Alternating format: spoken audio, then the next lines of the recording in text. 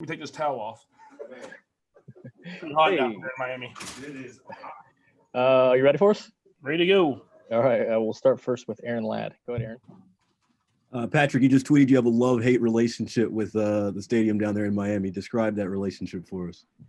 Yeah, I mean, obviously, the love part. I mean, we've won the Super Bowl here, and we've just clinched the AFC West. And so it seems like every time we leave the stadium, we have a hat of some type of thing we've accomplished.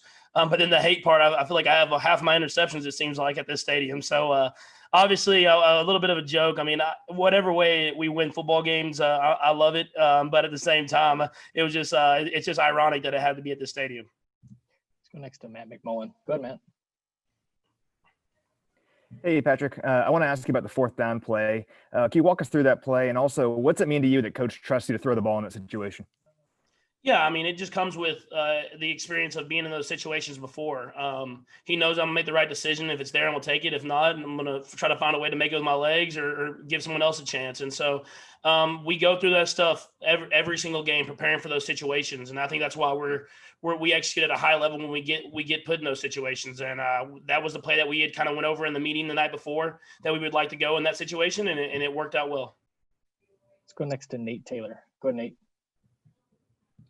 Hey, Patrick, I'm sure you're aware of the statistics, but 4-to-1 turnover ratio today, just what does it say about the pedigree and some of the composure about you guys winning today, even though you had 4 turnovers?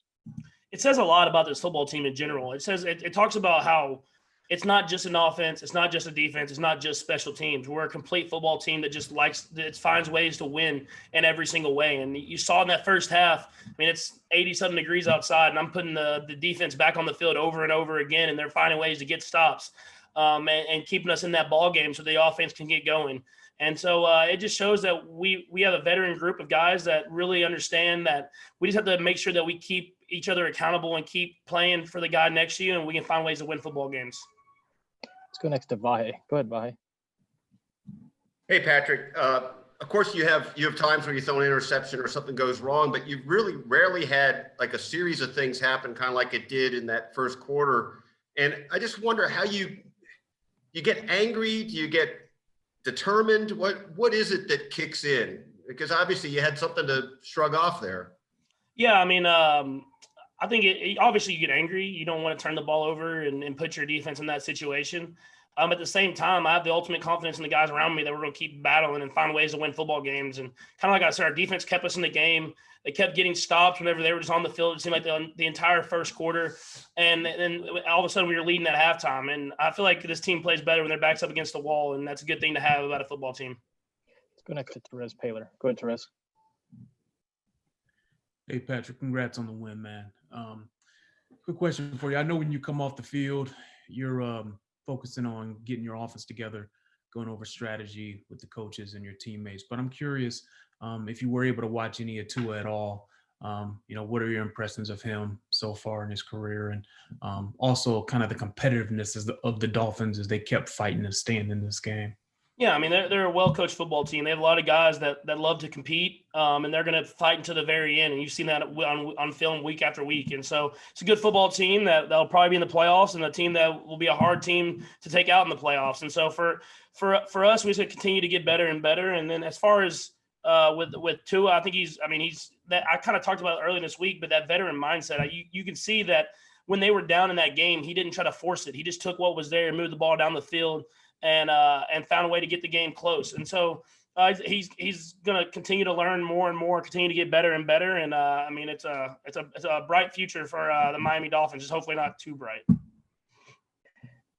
got time for a couple more guys. We'll go with Sam and then Adam. Go ahead, Sam.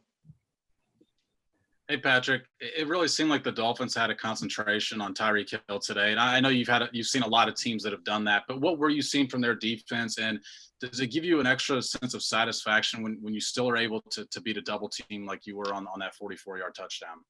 Yeah, I mean, you said it. I mean, there was a lot of double teams, a lot of safety over the top of them, and then they have a great corner in Xavier Howard on him as well. And so I'm still going to trust him to make plays. I'm going to throw it whenever he gets the opportunity. And I mean, I think it's more about him knowing that he's getting kind of taken out of the offense, of still just maintaining and continue to work. And then all of a sudden he has a jet sweep for a touchdown and a big play for a touchdown. And it's him being a veteran and knowing that we're going to get him the ball in some way if he continues to work. And he did a good job of that today. I'm going to go last to Adam Teicher. Go ahead, Adam.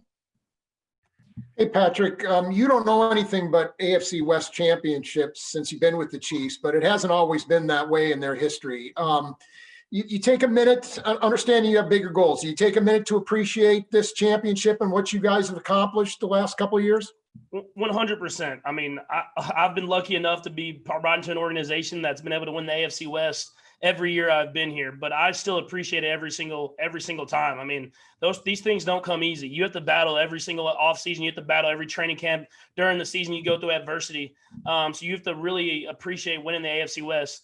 We'll enjoy it probably for the flight over back to Kansas City, and then we get to play the New Orleans Saints next week, who's a great football team. And so we'll have to move on fast and continue to go out there and just compete and find ways to get better going into the playoffs.